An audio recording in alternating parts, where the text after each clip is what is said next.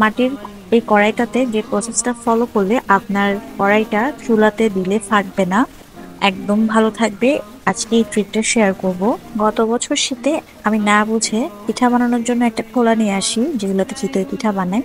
তো আমি চুলাতে বসানোর সাথে সাথে সেটা ফুটে যায়। তো আমি এই প্রসেসটা জানতাম না। সবকিছু জেনে আমি এই বছর আরেকটা কড়াই টাইপের নিয়েছি, কারণ এখানে আমি ভাজা পোড়ার জিনিস করব। এটা অনেকটা স্বাস্থ্যসম্মত, যার কারণে আমি গতকাল বাজার থেকে কিনে নিয়ে আসি। তারপর বাজার থেকে আমি এটা 180 টাকা দিয়ে কিনে নিয়ে আসি। এটা কোনো পেজ থেকে না, এটা সরাসরি আমি বাজার থেকে কিনেছি, মানে দোকান থেকে। তারপর বাসায় এনে আমি পুরো রাত এটা ভিজিয়ে রাখি। মাটির যে কোনো জিনিস দিয়ে যদি আপনি রান্না করতে চান, এটা কিনে আনার পরে 24 ঘন্টা পর্যন্ত ভিজিয়ে রাখতে হবে, অথবা সারা রাত ভিজিয়ে রাখতে হবে। তারপর ভালোভাবে ধুয়ে পরিষ্কার করে শুকাতে দিতে হবে।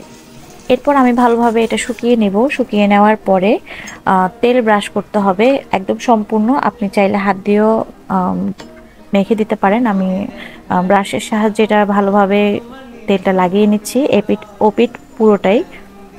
একদম ভালোভাবে আমি চারিদিকে খুঁজে খুঁজে তেলটা ব্রাশ করছিলাম। আসলে কোন একটা জিনিসের ব্যবহারে যদি আপনি প্রসেসটা বা নিয়মটা জানেন, তাহলে জিনিসটা নষ্ট হয় না। যেমন গত বছর এটা আমার নষ্ট হয়ে গেছিল। আর পরে কড়াইটা রেডি, আমি কিছুক্ষণের জন্য রেখেছিলাম। আজকে আমি এই কড়াইটা দিয়ে মাছ ভাজি করব।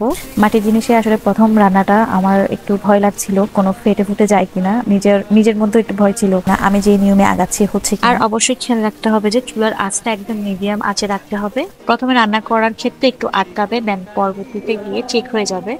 এরপর আপনি সব ভাজা ভুজা করতে পারবেন। তো আজকে এতটুকুই। যদি ভালো লাগে আমার ভিডিওটা শেয়ার করে দিবেন। ধন্যবাদ।